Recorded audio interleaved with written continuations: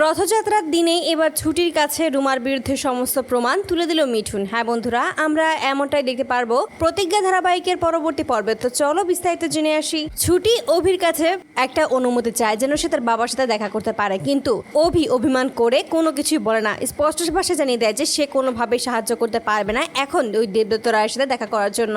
আর এতে করে ছুটির মন খুব খারাপ হয়ে যায়। অপরদিকে দেখা যায় ইন্দ্র সবটাই বুঝতে পারে আসলে ছুটি কাউকে কিছু না জানিয়ে ওই বাড়িতে চলে গিয়েছিল, তার জন্যই খুব অভিমান করেছে, যা সে রাগের মাধ্যমে প্রকাশ করছে সকলের কাছে। আর এই সমস্ত বুঝেই তখন একজন লোককে দিয়ে এই সমস্ত কথাবার্তা বলিয়ে নেয় ইন্দ্র, এবং তখনই অনুমতি পেয়ে যায় ছুটি ওর বাবার সাথে দেখা করতে।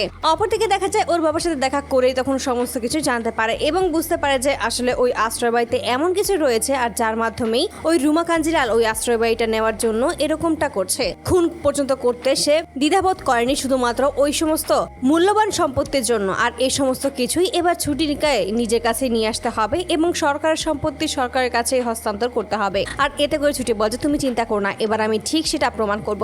আর তারপর দেখা যায় পরদিন রথযাত্রার দিন থাকাতেই সিদ্ধান্ত নেয় যে এই রথযাত্রার দিনে সমস্ত সত্যিটা এবার তুলে ধরবে, যেভাবেই হোক না কেন ওই রুমা কাঞ্জিলালের মুখোশ এবার খুলে দেবে। অপরদিকে যখনই ঝুমকি সমস্ত জানতে পারে যে আসলে ওদের মাঝে এরকম ভুল বোঝাবুঝি হয়েছে এবং মনোমালিন্য চলছে অভি আর ছুটির মাঝে, ঠিক সেই মুহূর্তেই ঝুমকি খুবই খুশি হয়ে যায়। অপরদিকে তখনই মিঠুন সেখানে এসে বলছে কি হয়েছে, এত খুশি কেন হচ্ছে? ঠিক তখনই সবটাই খুলে বলে। আর নতুন করে যে ছুটির কোনো ক্ষতি করতে চাইছে ওই রুমা কাঞ্জিলাল, এটা স্পষ্টভাবে বুঝতে পারে ওই মিঠুন। ঠিক তখনই নিজের রক্তের টানেই বিবেকটা নড়ে ওঠে। ঠিক তখনই বলছে না, এটা কোনোভাবেই করতে দেওয়া যাবে না। ঠিক তখনই সে সিদ্ধান্ত নেয় এবার রুমার বিরুদ্ধে সমস্ত প্রমাণ সে তুলে দেবে ওই ছুটির হাতে, কিন্তু কিভাবে সেটা দেবে সেটাই সে ভাবতে পারছে না। ঠিক সেই মুহূর্তে তার মনে পড়ে যায় কালকে তো রথযাত্রা, এবার এই রথযাত্রার দিনেই সে সমস্ত সত্যিটা তুলে দেবে। আর সমস্ত কিছু যেন প্রমাণ হয়ে যায়, সেই সমস্ত প্রমাণ সে জোগাড় করে নিয়েছে ইতিমধ্যেই। আর কথা মতোই তখন পরদিন রথযাত্রার দিনেই সকলে মিলে যখন রথযাত্রার জন্য বাইরে বেরিয়ে আসে, ঠিক সেই মুহূর্তে সুযোগ বুঝে সমস্ত ফাইল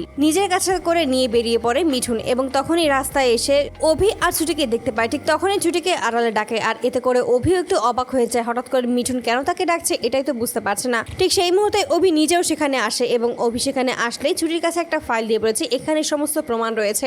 আসলে ওই রুমাই যে খুন করেছিল সেই সমস্ত প্রমাণ এখানে আছে, তাই আমার মনে হয় যে এর থেকে আর বড় কোনো প্রমাণের কোনো প্রয়োজন নেই। এটা পেশ করলেই আসলে যে কালপিট ওই রুমা সেটা প্রমাণ হয়ে যাবে। আর এতে করে অবাক হয়ে যায় অভি, হঠাৎ করে কেন মিঠুন এরকম প্রমাণ তাদের হাতে তুলে দিচ্ছে এটাই বুঝতে পারছে না। ঠিক যখনই কিছু বলতে যাবে তবে তার আগেই মিঠুন বলছে আমি জানি তোমাদের মনে অনেক প্রশ্ন, তবে সেই প্রশ্নের উত্তর এখন দেবার সময় নয়, তাই আমি যেটা বলছি তোমরা সেটাই করবে। এই প্রমাণটাই তোমরা পরের হিয়ারিং এর সময় পেশ করবে, আর তাহলেই দেখবে সমস্ত সত্যিটা প্রমাণ হয়ে গেছে।